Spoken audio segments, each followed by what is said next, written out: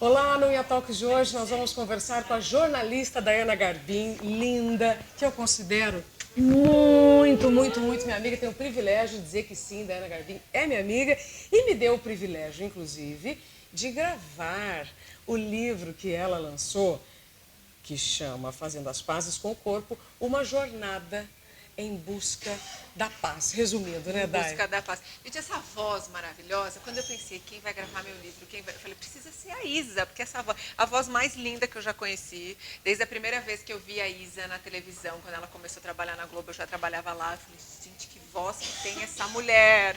Então é uma alegria ser sua amiga, é uma alegria estar aqui. Obrigada pelo convite.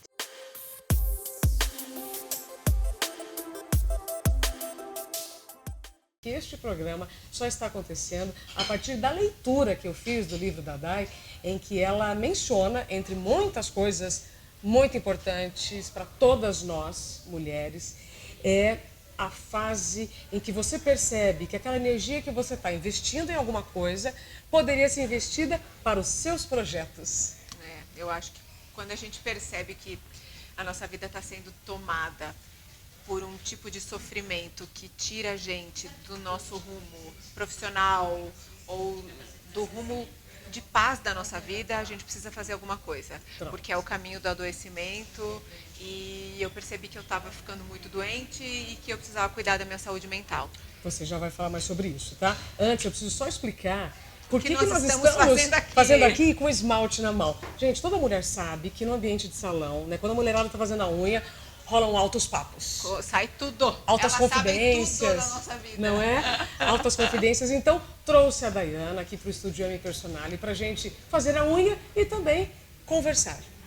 Eu escolhi o rosinha hoje. Você escolheu qual? Eu gosto de nude com brilhos. Pronto. Então, eu vou sair do vermelhão hoje, vou pro clarinho. Dai, então, vai para um nude com brilho. O Dai, me diga uma coisa.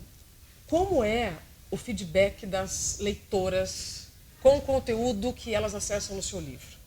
Porque você escreveu ali coisas bem profundas. O meu livro fala sobre transtorno alimentar e sobre uma relação de ódio e rejeição com o corpo e com a alimentação. É uma dor, Isa, que normalmente as mulheres sentem com muito mais frequência do que a gente imagina, mas não contam para as pessoas, porque nós temos vergonha de ter esse tipo de sofrimento.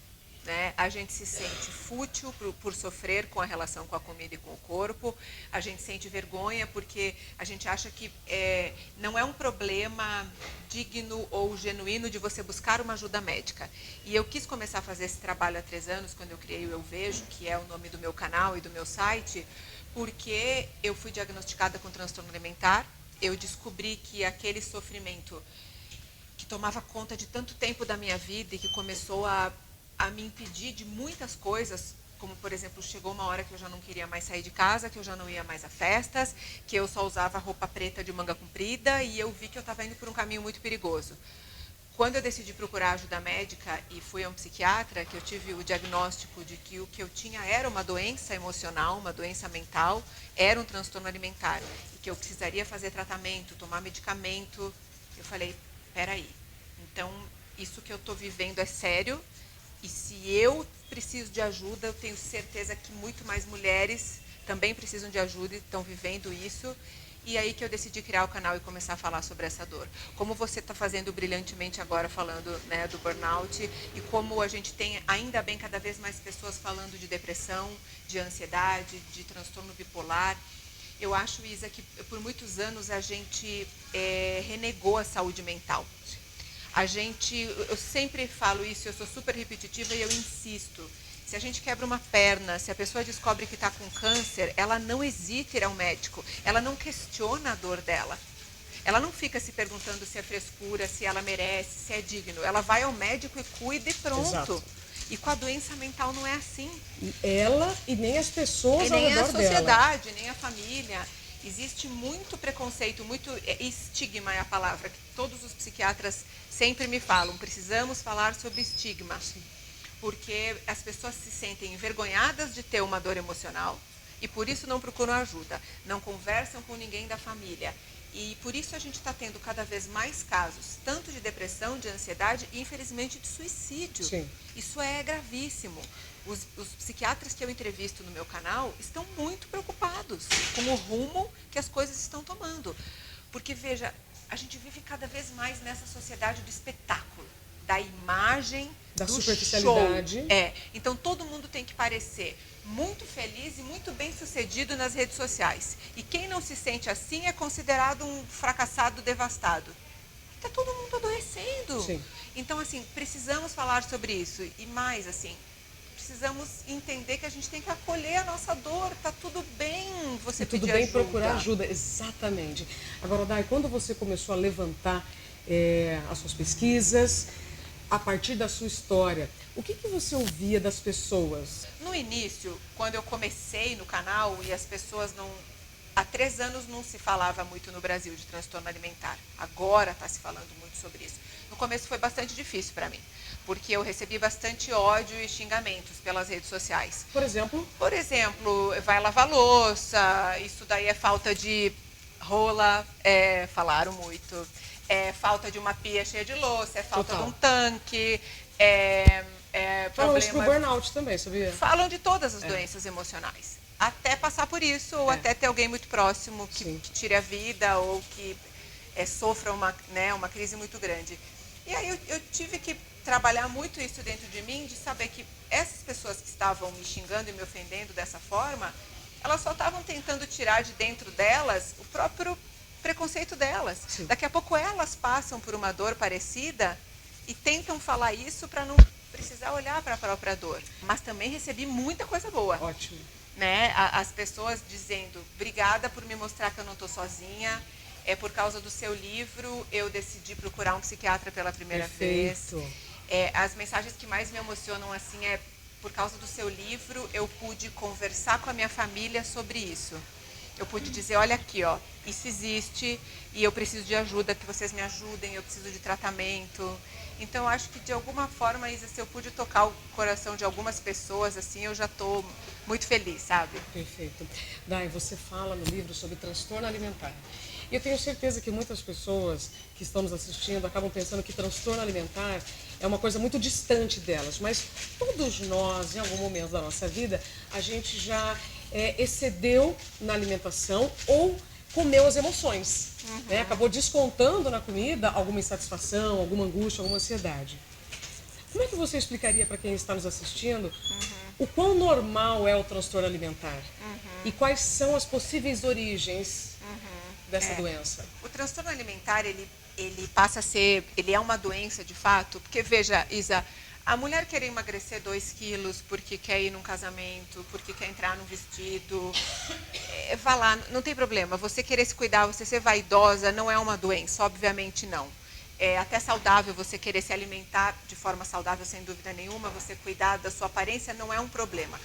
O adoecimento de fato acontece, o transtorno alimentar acontece quando isso toma uma proporção na sua vida que começa a te impedir, por exemplo, de sair para trabalhar, de fazer sexo, De fazer qualquer outra coisa. de expor o seu corpo, Sim. de se alimentar na frente de outras pessoas. Tamanha é a sua obsessão com o que você vai comer, com quantas calorias você vai ingerir, ou a vergonha que você tem do seu corpo. Uma paranoia em relação à comida. É uma obsessão com relação à comida e ao corpo, é as duas coisas. Então, assim, muitas pessoas acabam tendo uma imagem distorcida do jeito que vem o próprio corpo, outras não. Outras têm a imagem normal, mas não suportam aquele corpo e passam a rejeitar aquele corpo.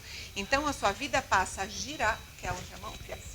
A sua vida passa a girar em torno da sua relação com a comida e com o corpo. E isso tem impacto quando é um adoecimento de fato. Veja, não sou médica, não sou psicóloga, tudo isso é o que eu estudo e entrevisto os profissionais. Então, obviamente que só um psiquiatra pode fazer o diagnóstico correto. Mas esses sinais que eu estou contando são coisas para a gente começar a ficar atenta. Sabe, se você já está deixando de ir a lugares porque você tem vergonha do seu corpo, se você não vai a festas porque você sabe que vai ter buffet e você não vai conseguir se controlar na comida e você tem medo, se você usa o que a gente chama de métodos compensatórios para se livrar do que você comeu. Por exemplo? Por exemplo, o uso de diuréticos, laxantes, remédios para emagrecer em excesso. Se eu excedi no almoço, por exemplo, depois eu vou lá e uso um laxante. Uso laxante para me livrar. Isso é gravíssimo. Só que muitas mulheres acham que está tudo bem fazer isso, que é normal. Gente, não é normal. O laxante é um medicamento, é perigoso, tem consequências. Assim como, Isa, a gente precisa repensar na nossa sociedade a questão do abuso de remédios para emagrecer. Total. As mulheres tomam remédio para emagrecer como uma aspirina, achando que está tudo bem. E você mexe com a química do seu cérebro, você mexe com o metabolismo do seu corpo. Remédio para emagrecer é uma coisa que precisa ser muito bem pensada, orientada por um médico. E as meninas com 13, 14 anos já começam a se entupir de remédio. E fórmulas milagrosas, e fórmulas de farmácia de manipulação. Ah, mas é tudo natural. Cuidado! Às vezes tem hormônios ali que a gente não sabe. Sim. Infelizmente, nós temos profissionais antiéticos em todas as categorias, Exatamente. inclusive na medicina. Exatamente. Você tem médicos que fazem fórmulas milagrosas para cliente emagrecer rapidamente, você está tomando, você nem sabe o que tem ali dentro. O curioso, Day, é que nós estamos falando sobre o transtorno alimentar e todos esses cuidados excessivos, né, que as pessoas acabam tendo em torno do excesso da comida ou não. Uma coisa é quem gosta de comer e não se preocupa ou não fica tenso, não fica neurótico, né? Não fica obsessivo em relação à comida. A outra é quando a pessoa tem esses comportamentos que vão levar a outras doenças invisíveis, né? Depressão ou ansiedade. É o que é muito comum, né? Agora, cuidar da alimentação ou cuidar do corpo, eu sempre coloco na categoria do autocuidado. Concordo com Você você. é uma mulher linda, aliás, gente, uma das mulheres mais lindas que eu conheço. Ai, Pessoalmente, que então, exagero! Sim, É só uma pessoa mentira muito bonita pode não estar dela. com maquiagem. Olha a diferença da minha e maquiagem da dela. Amor, eu tô com bastante maquiagem, tá? Bafocado. E aí, Day, quem Corta te essa vê... parte, editor. Não, tô brincando. Essa que a gente coloca, né? E aí, Day, quem te vê toda linda, bem vestida, com escova e tudo mais, pensa que a sua vida é um eterno mar de rosas. A gente pensa isso das outras pessoas, é interessante, né? Eu acho que esse é um dos motivos também que eu quis começar a fazer esse trabalho, sabe, Isa? Porque quanto mais eu conheço a vida das pessoas, mais eu vejo, mais eu aprendo que não existe vida perfeita, que não existe mar de rosas, que todas as pessoas têm sofrimentos que a gente não imagina e problemas familiares, financeiros, de saúde, coisas que a gente nunca imagina. Você sabe que desde que eu comecei o Eu Vejo, eu comecei a ter contato com um lado humano que eu não conhecia, que é o lado da dor. Sim. Por meio da minha dor, as pessoas se sentiram seguras para contar o que se passa com elas. E eu recebo coisas muito emocionantes, que eu nunca imaginei, inclusive de pessoas famosas, que me contam anonimamente, que falam, eu não tenho com quem conversar sobre isso. Muitas pessoas me falam, eu nunca falei do ódio que eu sinto do meu corpo, nem para minha família, nem para minha psicóloga. Eu faço tratamento e nunca tratei desse tema. Quando você fala sobre autocuidado, você então, por ter um canal no YouTube, fazer palestras, contribuir para a vida de tantas pessoas, como é que você dá conta da sua agenda, ou seja, do seu autocuidado, com todas essas demandas? Dá tempo de fazer a unha toda semana? Não dá? O que acontece que você fala, não, agora eu preciso fazer? Eu sou uma pessoa limitada. Eu não consigo fazer muitas coisas ao mesmo tempo. Perfeito. Eu preciso me dedicar, eu estou escrevendo livro, eu tenho que diminuir a produção de vídeos do canal para me dedicar a isso. Quanto ao autocuidado que você perguntou, é fundamental para mim meditar. Mais do que exercício físico, mais do que fazer a unha, meditação é o maior ato de autocuidado que eu tenho feito. Eu comecei há 3 anos a praticar e aí eu vi que eu precisava estudar e fazer cursos para conseguir, porque é muito difícil, pelo menos para mim foi muito difícil começar a meditar. Sim. Eu fazia tratamento, eu tomava antidepressivo para controlar a ansiedade, era muito difícil. Mas eu sentia uma paz quando eu conseguia, que eu disse, eu preciso insistir. Então, hoje eu medito 20 minutos por dia. Day, quando você fala sobre transtorno alimentar, ansiedade, depressão, eu chamo isso tudo de dor invisível. A gente tem muito mais empatia, como você falou, para aquilo que está sangrando, para aquilo que está quebrado, não é? Sim. A gente tem muito pouca empatia para dores invisíveis. Sim. Qual é a sua opinião em relação ainda a essa crença, né, que especialmente o brasileiro tem para aquilo que ele não vê? Eu acho que a gente precisa compreender, porque é difícil mesmo. A gente tem essa coisa de, você não questiona alguém que está com uma ferida sangrando, que aquilo dói. Mas eu conto para vocês, olha, durante 20 anos eu tive um sofrimento horroroso, que ninguém vê. É difícil a pessoa acreditar nisso. Eu acho que a pessoa só passa a acreditar quando ela passa por algo parecido ou ela tem contato com alguém muito próximo, alguém que ela ama, que ela consegue sentir no coração dela aquela dor. Empatia. Então eu compreendo que seja muito difícil. Eu julgava antes de entender o que era. Quando eu ouvia, eu pensava, imagina como é que uma pessoa fica com depressão na cama, não levanta. Eu pensava, não é possível. Até que eu tive depressão e eu entendi que você não consegue, é mais forte do que você. Você teve julgamento por ser uma pessoa, uma mulher linda? Por exemplo, nossa, mas você é linda, como é que você tem depressão? Sim, o pior julgamento foi o meu. É mesmo? É mesmo, porque eu dizia, meu Deus, você tem comida, você anda, você é saudável, deixa de ser louca. Então, eu não aceitava o meu sofrimento. E talvez por isso eu demorei 20 anos para procurar ajuda.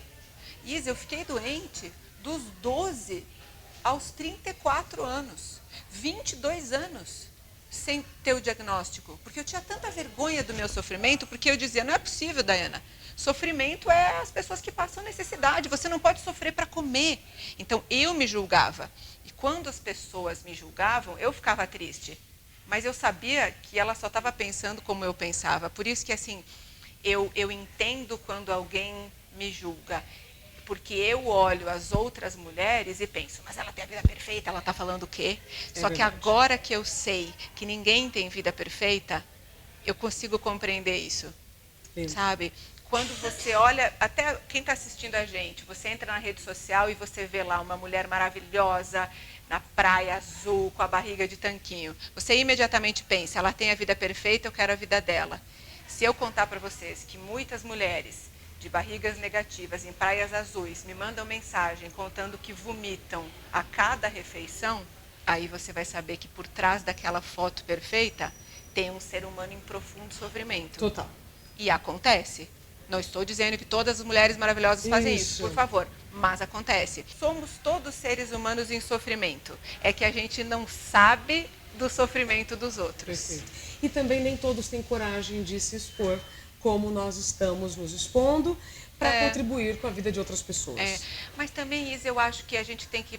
Eu me arrependi no começo de ter exposto. É mesmo? Porque eu fiquei muito vulnerável, assim. Eu não estava preparada para tanta repercussão e para certas mensagens. Então, eu acho que a pessoa que está passando por isso tem que pensar bem antes de tornar público. Sim. Porque não é fácil. Tem algumas pessoas que me procuram que querem revelar, que não são pessoas públicas. E falam, eu quero botar um canal do YouTube para falar que eu tenho transtorno alimentar. Eu digo, calma. Se fortaleça um pouco, faça o tratamento, porque daqui a pouco para você cair um tombaço e voltar para estaca zero, quando é público, porque assim, é engraçado, né? A gente dá um tamanho muito maior para as críticas do que para os elogios. 10 pessoas podem dizer que seu trabalho é bom. Se uma disser que você é uma porcaria, você acredita na que disse que você é uma porcaria. Exatamente. A gente tem, a nossa mente é grudada nesse viés negativo. Então eu falo que a gente tem que ter... quando você recebe uma mensagem ruim, você não fica triste? Óbvio que a gente fica triste. Eu costumo dizer uma frase assim, ignore os ignorantes. Porque as pessoas também estão dizendo aquilo que está nelas e não necessariamente o que está em nós. Daí, para a gente encerrar, eu tenho mais 3 perguntas muito rápidas. Você falou sobre autocuidado, né, meditação, mas quando você não consegue fazer a unha, significa que você não teve 1 hora para si na semana? Ou não? Você passa uma semana numa boa? Às vezes não tem. Mas não, eu não sou escrava da unha, assim, sabe? Às vezes eu passo descascou, eu compro os esmaltes que eu mais gosto, eu tenho em casa. Sim. Aí quando descasca, eu passo por cima, eu passo um extra brilho e vai mais uma semana, assim. Ou seja, você não abre mão da meditação para fazer a unha? Não. Pronto, perfeito. Não dá porque eu sei que eu preciso. A gente tem que se conhecer, né? E saber as nossas limitações. Na sua carreira como jornalista, como locutora, o que aconteceu como um problema e que você transformou em oportunidade? Quando eu comecei a trabalhar em televisão, eu já tinha transtorno alimentar, mas eu não sabia. E eu já tinha muito problema com o meu corpo. Então eu cheguei a cogitar não trabalhar. Não, eu vou ser repórter de jornal e de rádio para não ter que ver a minha imagem na televisão. Uau. E aí eu falei, você não vai fazer isso não. Foi, tipo, aquele diálogo interno. Perfeito. Falei, você não vai sabotar uma possibilidade de carreira por causa disso. Então fica tipo a Daiana brigando com a Daiana. E aí eu falei, não, então eu vou entrar segura no ar, eu vou fingir que eu não tenho vergonha de nada. E aí eu ia tentando. Você conversou com a dor? Eu acho que foi isso também, Isa, que me fez não afundar e graças a Deus nunca ter tido nada mais sério. Eu nunca deixei a doença tomar conta da minha carreira. Em alguns momentos, sim. Por exemplo, quando eu trabalhava na Globo, em algumas oportunidades eu menti para os meus chefes que eu estava de cama de gripe e era mentira. Eu não fui trabalhar porque eu tinha engordado e eu estava com vergonha de ter engordado. Até porque todo mundo sabe que há uma cobrança muito grande lá dentro pela forma, eles mandam a gente emagrecer e isso era uma questão que me causava muito sofrimento. Então, mas aí eu falei, não, chega, eu preciso procurar ajuda, porque se eu deixar isso evoluir, eu vou por um caminho muito perigoso. Perfeito. Para a gente encerrar, Dai, o que você diria no megafone para os meninos e as meninas? Se você tivesse a chance de uma mensagem universal. Mensagem. Não tenha vergonha de cuidar das suas dores emocionais. Não é errado ter uma dor, não é errado entrar em contato com o seu sofrimento. A gente precisa aprender a lidar com os nossos fracassos, com os nossos erros, com os nossos defeitos e perceber quando isso está saindo do seu controle, que está te levando para um caminho perigoso de adoecer. E buscar ajuda, porque a gente não cuida da nossa saúde mental. Ninguém conversa sobre isso, nem com os jovens, nem com os adolescentes, e as pessoas estão ficando muito doentes porque não se acham dignas de cuidar da saúde mental. Então eu diria isso. Não tenha vergonha de buscar a ajuda de um psicólogo, não é motivo de vergonha ter que ir ao psiquiatra. Psiquiatra não é para louco, psiquiatra é para seres humanos. Se você é humano, eu sei que você sofre. Então se está assim, angustiando demais a sua vida, não tenha vergonha de procurar ajuda. Gente, a Daiana, então, repetindo, é autora do livro Fazendo as Pazes com o Corpo, uma jornada para vencer a relação doentia com a comida e a obsessão pela forma perfeita. É um livro da Sextante. Agora, muito curioso que eu vi que o livro já é best-seller no Brasil, já esteve 2 vezes na lista dos 20 mais vendidos do país e ficou semanas em primeiro lugar na categoria Autoestima na Amazon Brasil. Legal, né? Parabéns, Dai. Tudo isso é reflexo da sua personalidade, dos seus valores, da sua beleza, que acreditem, gente, além dela ser uma mulher linda por fora, o melhor tá dentro. Obrigada, que amor! Aprendi muito com você. Adorei, imagina. E tenho certeza que quem nos acompanhou aprendo também. Obrigada, meninas. Você. Manicures Obrigada. lindas que estiveram conosco. Ficou Pronto. lindo, amor. Obrigada. Eu de rosinha. Muito obrigada. E a Dai de nude. Adorei.